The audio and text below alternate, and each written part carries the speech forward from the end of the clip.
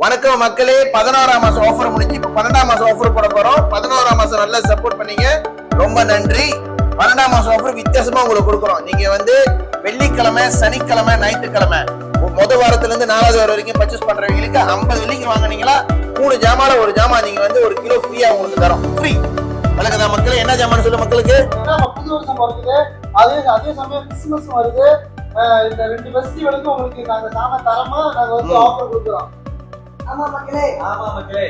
ஒரு விஷயத்தை மறந்துட்டீங்க, நம்ம டத்தோக்கு பர்த்டே வருது. மக்களோட மறந்துட்டு நம்ம அண்ணனுக்கு வர பிறந்த நாள் வருது. இந்த வருஷம் 2 ஃபெஸ்டிவல்ல 3 ஃபெஸ்டிவல் உங்களுக்கு ஆஃபர்.